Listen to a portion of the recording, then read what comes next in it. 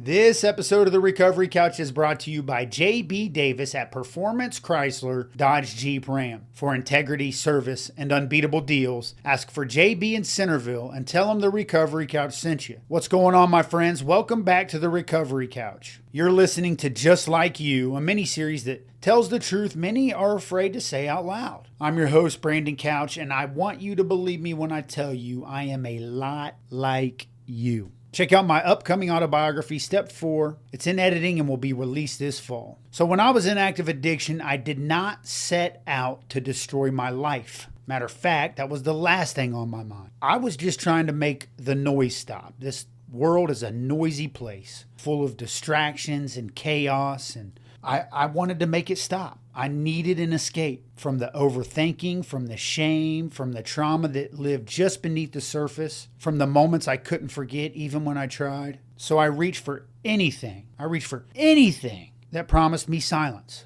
Pills, meth, porn, chaos. I reached for anything that promised me silence. It wasn't about the high all the time. Quite frankly, it was more about the hush. See, I numbed that noise because I didn't know how to sit with the sound of my own pain.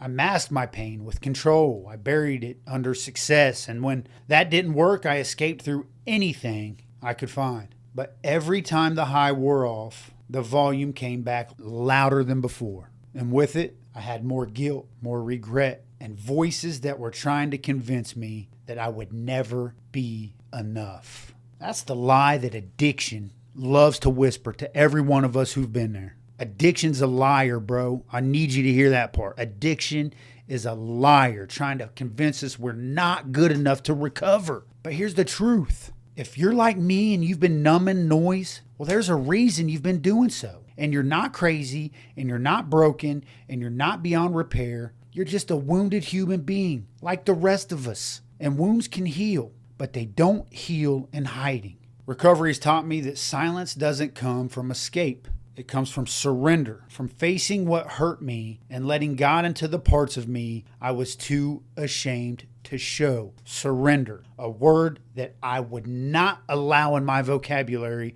when I was trying to act so tough and strong. As a matter of fact, I live by some mottos, no retreat, no surrender, death before dishonor. I used to love that saying. Surrender I was unwilling to do until I had no other options. I was sick of chasing the high. I was sick of going back to the dope boy. I was sick of doctor shopping. I was sick and tired of waking up dope sick. And my only option was surrender. I'd been escaping with drugs for way too long. I'd been escaping with sex for way too long. I'd been escaping with chaos for way too long. The only thing I could do was get on my knees with my hands up and surrender. I can't do this alone. So if you've been drowning in distractions, just like you, I tried everything to escape. And just like you, I finally learned to feel again, to feel the pain and to cry, to feel the hurt that I caused other people and to grieve it, lament it, cry it out, to feel. I want to thank you for joining me today on the Recovery Couch. If this story resonates with you, well, you're not alone. Again, my full story, the highs, the lows, and the healing is coming out this fall in my autobiography. I'd love for you to check it out. But until then, be kind to yourself. You are not your worst moment, and you're not the only one who tried to numb the pain.